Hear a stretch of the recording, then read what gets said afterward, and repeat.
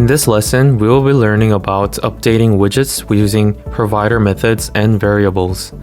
In the previous lesson, we've learned how to create and initialize provider. This time, we will be learning about the interactions of provider. The provider class itself does nothing alone, and it needs a way to trigger itself for the updates. And this trigger is set in the action parts of the widgets, such as button taps and presses. Plus, some sort of stream methods are needed to listen for the updates. All of this can be done by using read and write methods and consumer builder. Now let's dive into more details.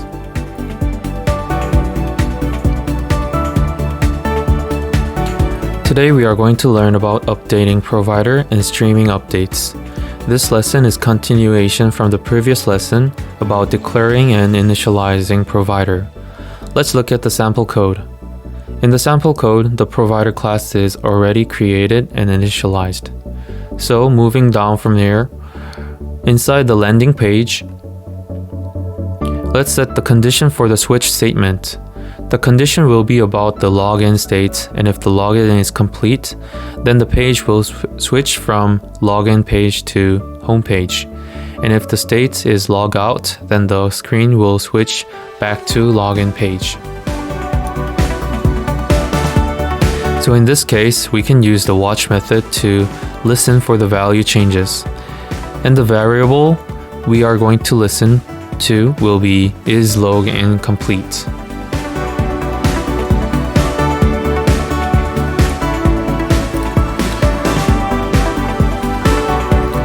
Now inside the login page class, there are 2 text fields and 1 login button.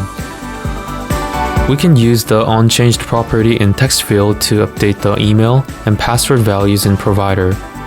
Since we are not going to rebuild the text field widget, we don't need to use watch method. Instead, we can use the read method to just update the provider variables. The first text field sets email value, so we can call the set email method by extending from the read method. And just like the email text field, we can do the same for the password text field by calling set password method. Finally, in the onPressed property of elevated button, we can call the validate method in provider to check whether the email or password is left empty or not. And that's all for the login page. Moving down to the home page class, here we are going to show the currently logged in email information and provide a log out button to switch back to the initial page.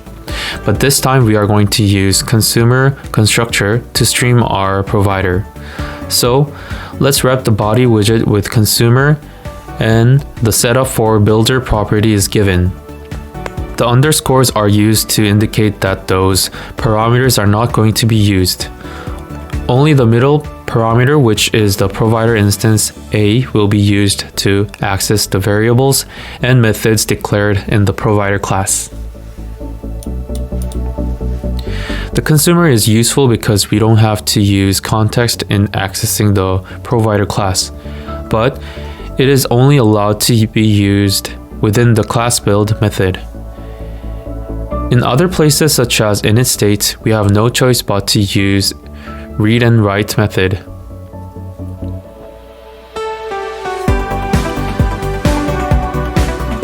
Now moving down, we are going to show the email information, and to do this, we'll be extending provider instance A with the email variable in provider class.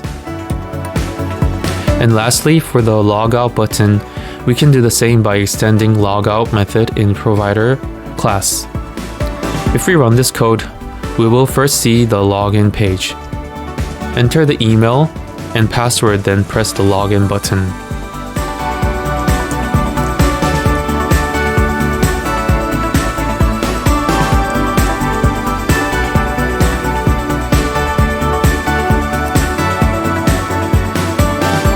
After that, the screen will change to home page and you will find your email information, and if you press the logout button, you will be brought back to the login page.